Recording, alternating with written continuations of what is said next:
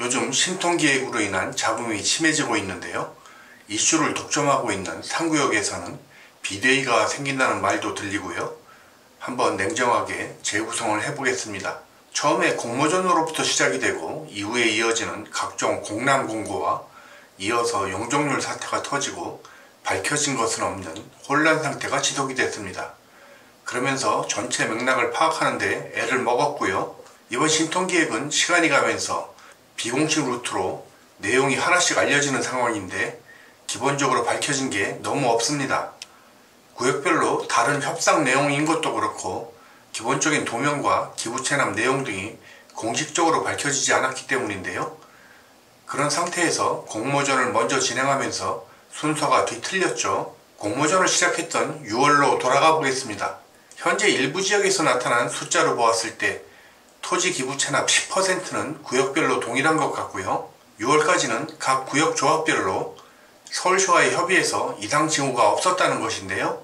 다들 이 정도 서울시에서 말하는 걸 받아들이지 않으면 재건축을 안 하겠다는 의사표시로 받아들여졌다는 것이죠. 그 과정에서 필수로 포함됐을 세대수 증가와 임대 세대의 포함과 공공보행로는 반드시 넣으라는 지침이 있었을 거라 짐작이 되는 겁니다. 현재 3구역을 제외한 2, 4, 5구역에서 나타나는 형태죠. 그런데 지난 6월 16일 국토부의 정비계획 지침이 일부 개정되면서 이상 기류가 포착이 된 건데요.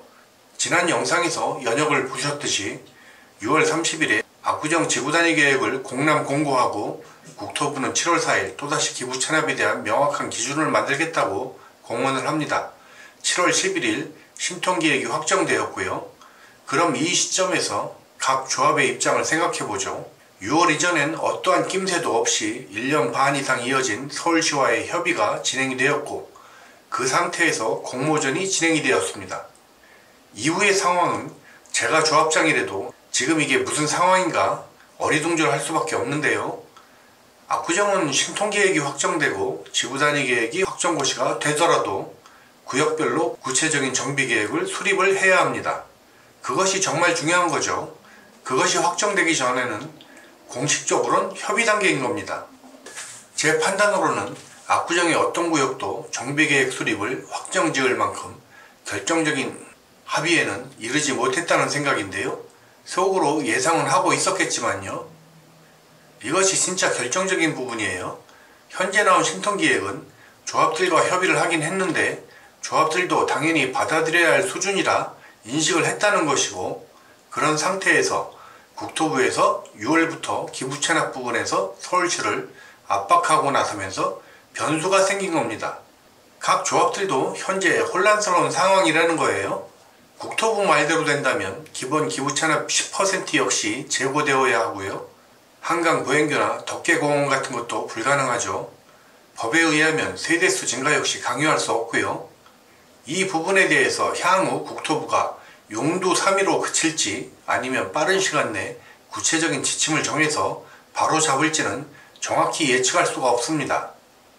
또한 그와 별개로 서울시가 급발진을 하면서까지 신통과 지구단위 계획을 확정지으려 하는 부분이 유효한지 아닌지에 대한 판단도 앞으로 생길 수 있는 거죠. 압구정 재건축의 기본 성질을 규율하는 규정들이 근본부터 흔들리고 있는 상황에서 평소라면 조합이나 조합원 모두 하회를 지켜보면서 관망을 해야 할 시기인데요. 그걸 서울시에서는 가장 먼저 공모전을 진행시켰잖아요. 일단 발을 담그게 만든 거죠. 후퇴를 허용하지 않겠다는 의지의 표현입니다. 그럼에도 허공에 뜨다시피 한 압구정의 재건축 시계는 돌아가고 있는데요. 4구역과 5구역의 공모전이 예정되어 있는데 그런데 이것이 만약에 서울시에서 계획을 다시 수립해야 하는 상황이 발생을 하거나 혹은 조합과 조합원들이 신통에서 빠지기로 결정이 된다면 이 막대한 매몰 비용은 누가 책임을 져야 하나요?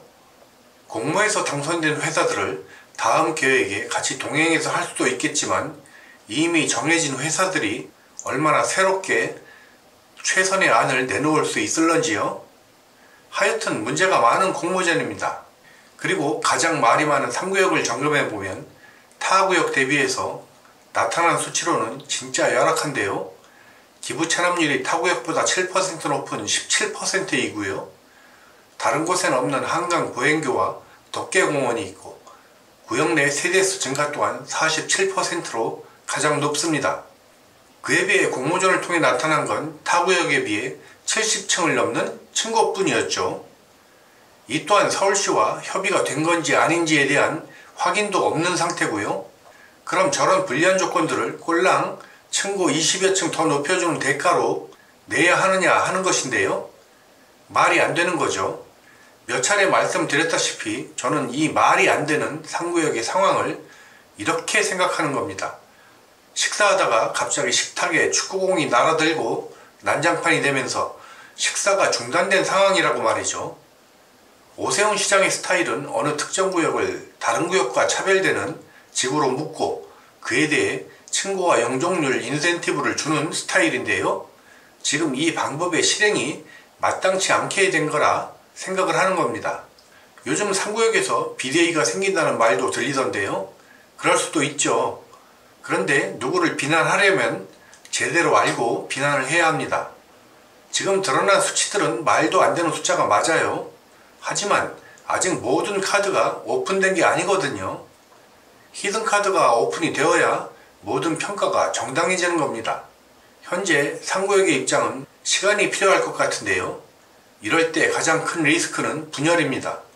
상구역을 보면서 항상 느끼는 게 풍수의 영향인지 구역분들이 화력이 너무 좋아요. 압구정의 화약고라 지칭해도 무방할 정도죠. 바싹 마른 갈대밭처럼 작은 불씨만 생겨도 활활 타오를 기세입니다. 이런 곳은 만약에 분열이 생겨서 조합이 깨지면 다시 뭉치기 어렵습니다. 분열이 생기지 않도록 심사숙고하셔야 해요. 국토부와 서울시 얘기가 나온 지 2달밖에 안 됐거든요. 흙탕물이 가라앉아야 물속을 들여다보죠. 오늘 얘기 정리해보면요. 제가 이런저런 심통의 문제점을 지적하는 건 팩트에 가까워요. 그리고 이상적인 재건축 방향을 이야기하는 겁니다. 하지만 실제 사업을 이끌어야 하는 입장에선 현실의 문제도 있잖아요.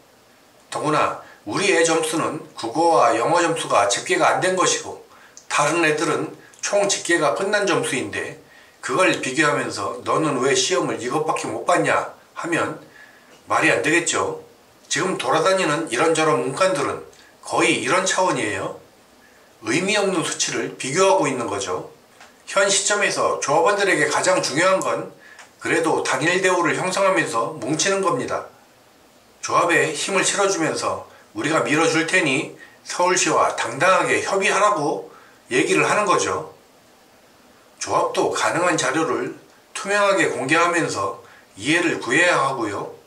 그러기 위해서 조합원들이 상황을 명확하게 이해를 해야 하는 겁니다. 반대를 하던 밀어주던 기다리던 알고 하자는 거죠. 만약 국토부에서 명확하게 정리를 해준다면 압구정에는 오히려 호기가 될 수도 있습니다. 서울시로서는 원치 않는 감시자가 생긴 거잖아요. 지금은 차분하게 지켜볼 시간입니다. 시간이 필요해요.